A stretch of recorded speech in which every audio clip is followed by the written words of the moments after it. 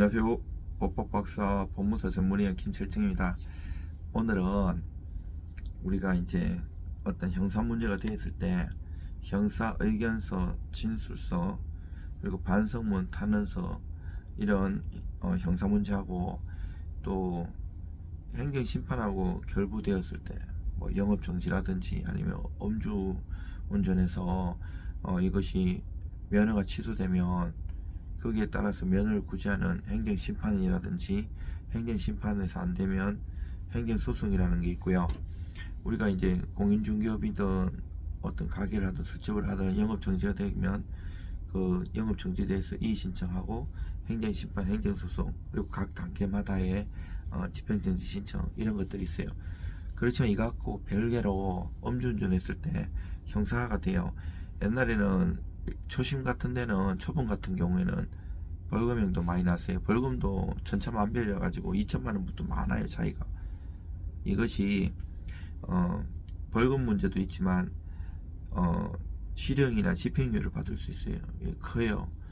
이렇기 때문에 음주운전하면 나도 다치지만 상대방을 목숨을 해할 수 있기 때문에 하셔서는 안 됩니다. 그렇지만 피치 못하게 하는 경우가 있어요. 예를 들어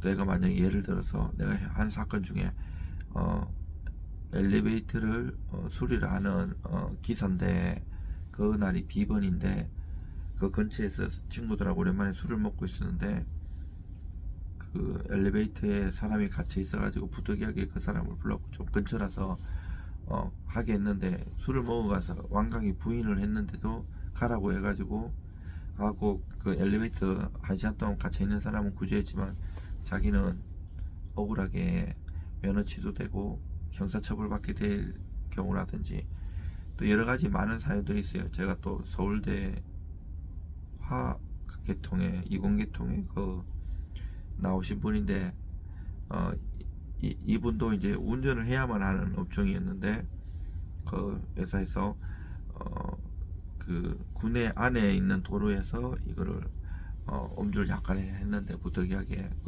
구제된 건데 한다고 다 구제되는 게 아니고요. 정말 그 행정심판 단계에서는 꼭 법을 갖고 싸우는 건 아니 법도 들이지만 그 좀 선처를 바라. 왜냐하면 행정심판 그 상대 그 처분한 그쪽에 공무원이 답변서도 보내고 올라게 그거를 우리가 신청서 만약 음주구제 행정심판위원회가 중앙 저기 세종시에 있거든요. 거기 중앙행심위에 내면 걔들이 그 상대 그 만약에 음주구제든 그 영업정지든 그 상대방한테 보내요. 그러면 그 공무원들이 답변서 하기 때문에 그 해당 분야의 법조문이나 이런 거는 공무원들이 더 잘하세요. 그래서 그 법조문 갖고 싸우면 해줄 것도 안 해줘요. 그래서 좀 선처를 구하는 거, 몸 아픈 거, 가정적으로 어려운 거, 부양가족, 내가 그동안 열심히 살았고 봉사하고 이런 것들을 구구절절하게 하는 게 좋고요. 또 이것보다는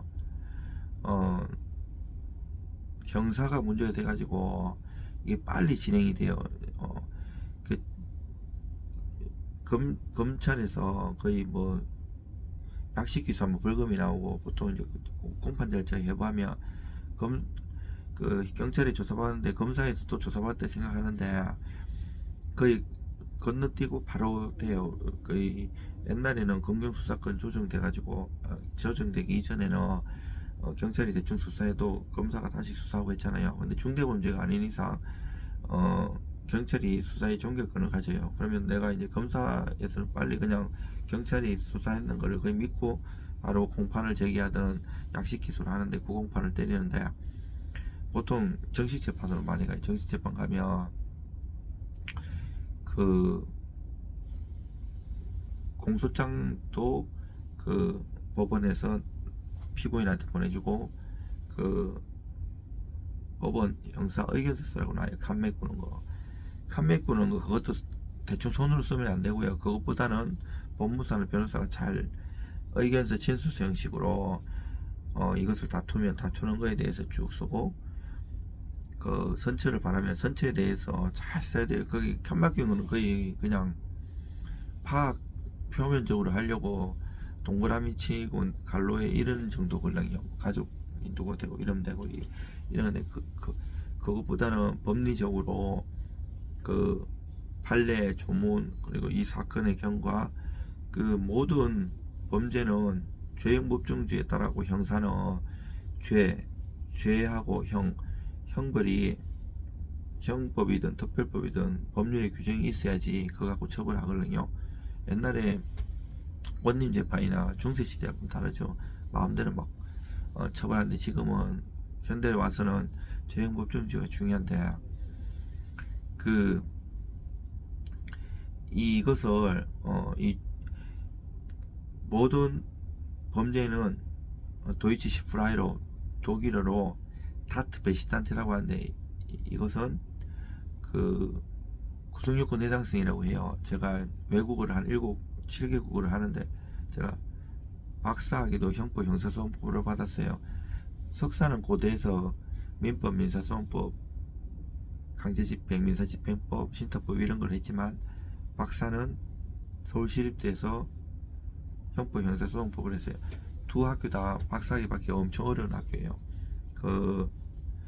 했는데 그 구성요건을 공격하는 고소하는 입장에서는 그 구성요건에 맞게끔 사안을 보sob하는 거고 반대로 내가 의견서나 진술을 제기하는 피고인이라면 그 구성요건을 깨주고 탄핵해 주는 거예요. 나하고는 아니고 나는 예를 들어 형법 347조에 사기죄가 있는데 기망이 있고 착오를 일으켜 가지고 그 결과가 발생하고 손해가 발생했고 인과관계가 있는 이런 게 중요한데 이 기망도 적극적이면 묵시적이면 소극적이면 많이 나눠져요.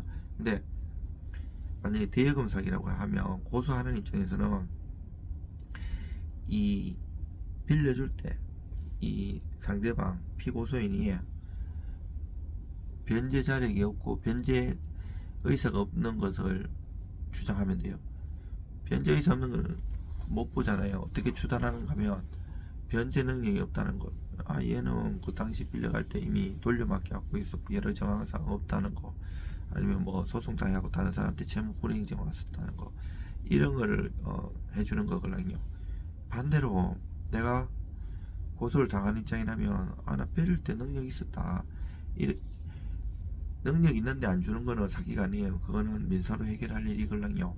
그리고 내가 음주나 다른 범죄를 걸리면 경찰 조사받기 전에 빨리 저 같은 전문적으로 하는 법무사 사무실이든 변호사든 찾아가야 돼요. 이거를 예를 들어 음주라고 하면 잘 기억이 안 나거든요. 그러면서 경찰대학교에서는 이렇게 진술했다가 검찰이나 법원 가서 딴 진술하면 이 진술에 일관성이 없어가지고 안 믿어주세요. 거짓말 하라는 건 아니고 그 거짓말도 일관적으로 하면 믿어주거든요. 그게 중요해요. 그래서 미리 자기도 준비하면서 법무사 사무실에서 서로 주거니 받거니 하면서 이걸 사안을 육하원칙에 따라서 어떻게 해가지고 이라고 스토리 텔링도 만들고 사실관계를 딱 해가지고 어떻게 경찰이 진술했을 때 내가 물었을 때 어떻게 답하고 이런 걸 잘 정리를 해가야 돼요. 그것도 내고 또 만약에 공소장 나왔을 때 그때에 따라서 또 옛날에 준비한 게 있기 때문에 일관적으로 진술을 준비하고 반성문 타는서도 반성문이라는 거는 우리가 보통 보면 뭐 잘못했어요 뭐 이렇게 쓰는 게 아니에요. 그리고 그 타는서도 수백 통 수천 통 이게 중요한 게 아니고 진솔하게 만약에 친구 입장에서 얘는 버거지 살 사람 이거 신호도 잘 지키고 이렇게 아무 도움도 안 돼요. 이 사건과 관련된 사람이 쓰는 게 제일 좋고요. 근데 그 사람 모르잖아요. 어느 정도 얘기를 해줘야 돼요. 그래서 도움을 많이 드리고요. 이 세 개가 3일체에 대해서 일관적으로 써야지 좋은 결과가 있어요. 물론 뭐 100% 해결한다 이러면 사기꾼이고요. 그런 데는 변호사 찾아가면 안 되고요. 최선을 다해가지고 적은 비용으로 최고의 효과를 내는 게 중요하거든요. 뭐든지 민사든 형사든 최선을 다해가지고 안 되면 한이 안 맞는데 최선을 다 안 해보고 포기하면 나중에 합병으로 많이 돌아가시는 경우도 있어요. 여러분들 힘내시고 건강하십시오.